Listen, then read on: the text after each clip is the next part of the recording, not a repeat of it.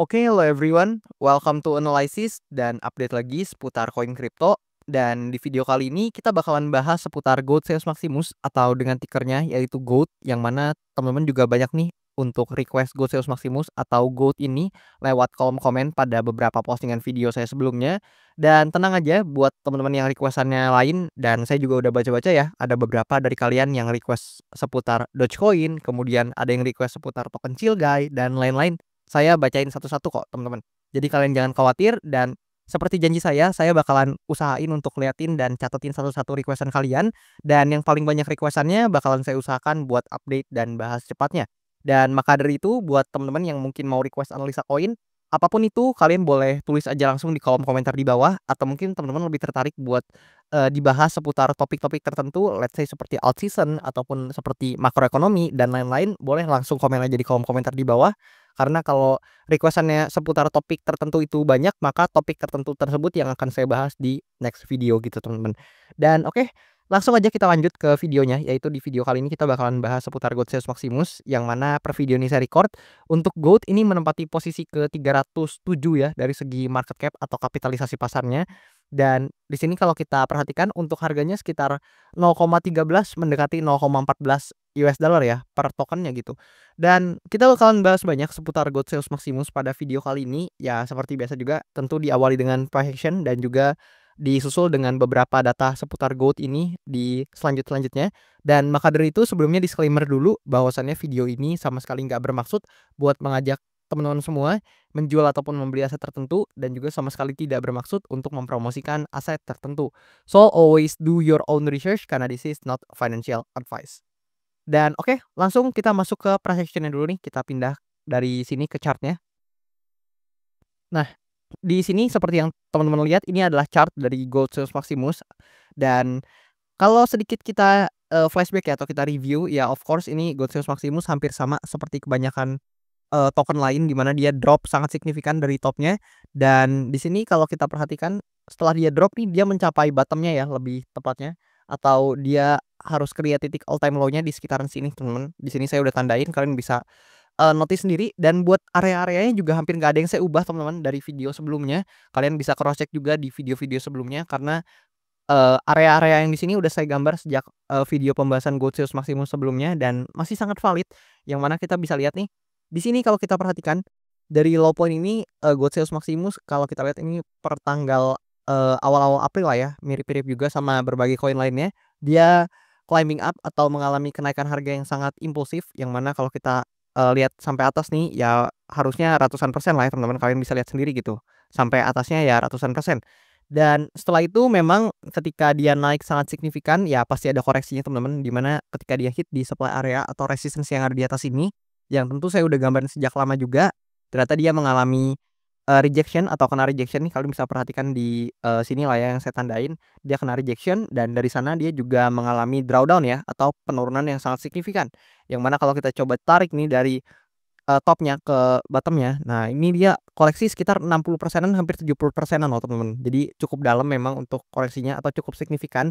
Dan di sini dari demand area-nya ya ternyata dia memang butuh untuk testing lagi atau hit lagi di demand area sebelumnya, yang mana ini kan sebelumnya adalah resistance ya, teman-teman. Kalian bisa lihat nih area sini sebelumnya adalah resistance, yang mana sebelumnya juga sempat jadi support nih di sini, kemudian di breakdown and then jadi resistance, di sini juga jadi resistance, dan sampai akhirnya di breakout, dan di sini kembali jadi support gitu, teman-teman. Dan ternyata dia butuh nih untuk testing lagi di demand areanya atau di range area supportnya lah, teman-teman, yang ada di sekitaran sini gitu. Dan setelah di sini Gold Zeus Maximus berhasil dapat bounce back atau dapetin rebound nih, dapetin bouncing, yang mana kalau kita coba ukur lagi dengan menggunakan fitur yang ini, teman-teman, kita coba ukur lah ya ke atas nih, dari bawahnya sini kita tarik ke atas. Nah, lebih kurang kayak gini, atau ke price action sekarangnya dulu deh ya. Nah, kayak gini.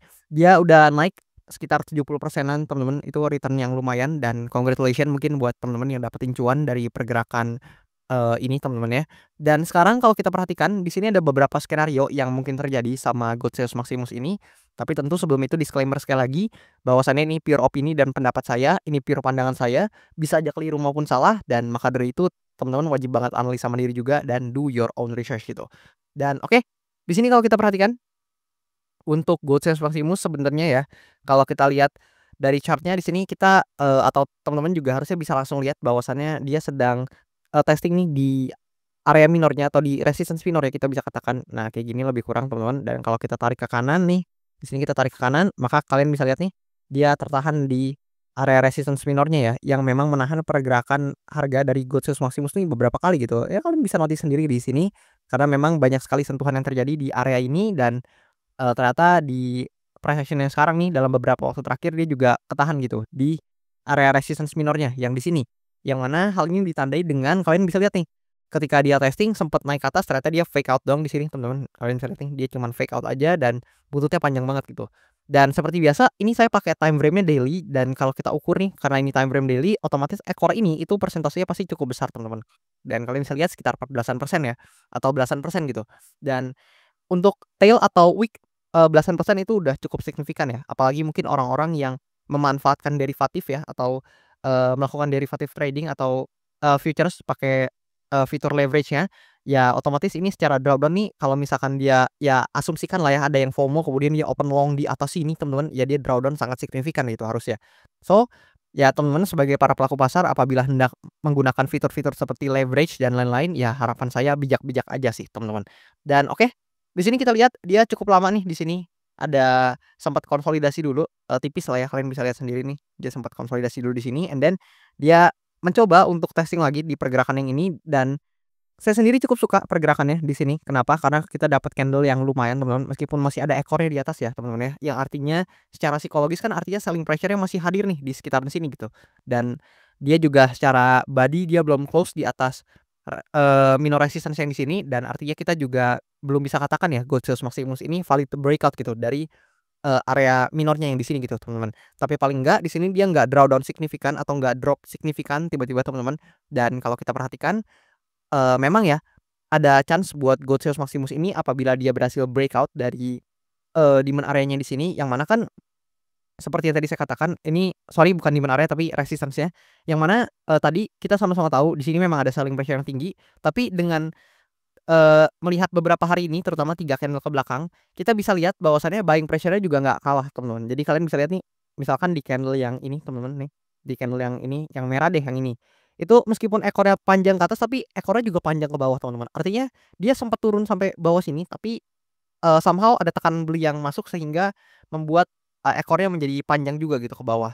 Dan ya itu artinya ada tekanan beli juga yang masuk atau buying pressure yang masuk gitu ya. So it's a good indication atau itu indikasi yang positif lah ya buat, Gold Sales Maximus ini, lebih kurang kayak gitu. Dan ya let's say kita lihat asumsi atau kita asumsikan untuk skenario bullish terlebih dahulu, di mana, kalau kita lihat ya, untuk Gold Sales Maximus ada chance buat, token ini bisa naik atau breakout ke atas teman-teman. Ya let's say kayak gini, aduh sorry, nah ini kita hapus dulu.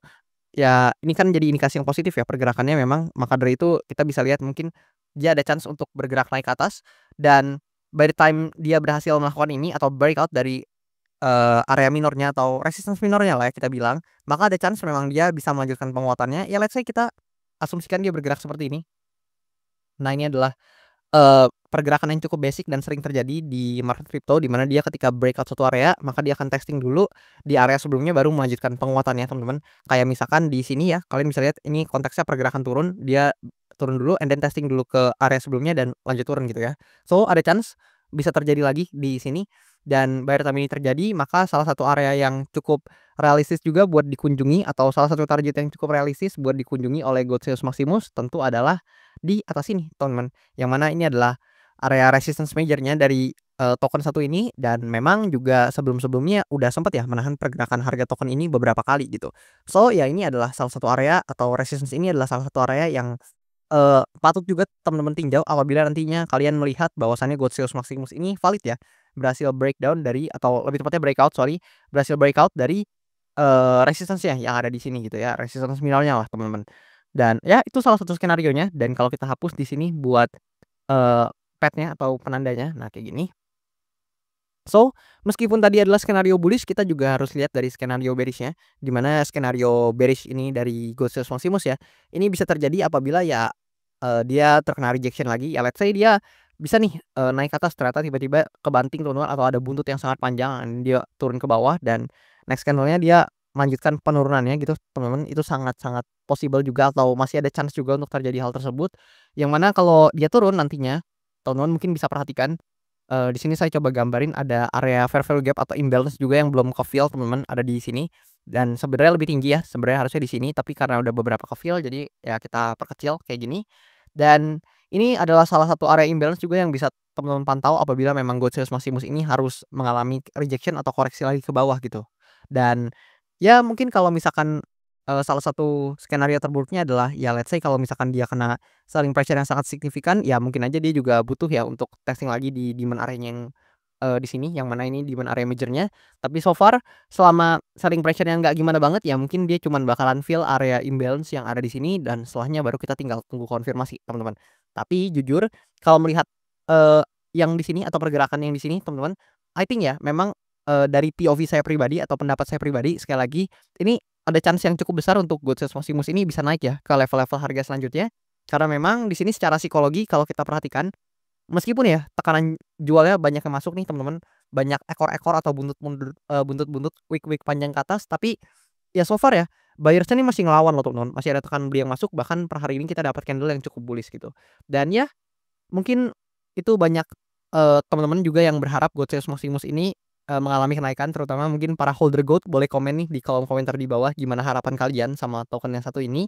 Dan oke, di sini kalau kita coba sedikit pindah dulu ya mungkin ke data seputar Goldsilver Maximus, let's say di sini. Nah, ini adalah data CoinGlass dari Goldsilver Maximus atau lebih tepatnya ini merepresentasikan derivatif datanya, yang mana memang secara volume dan open interest mengalami penguatan yang sangat signifikan nih, kalian bisa lihat di bagian sini. Dan dalam 24 jam terakhir ada sekitar $165.000 yang terliquidasi di token yang satu ini.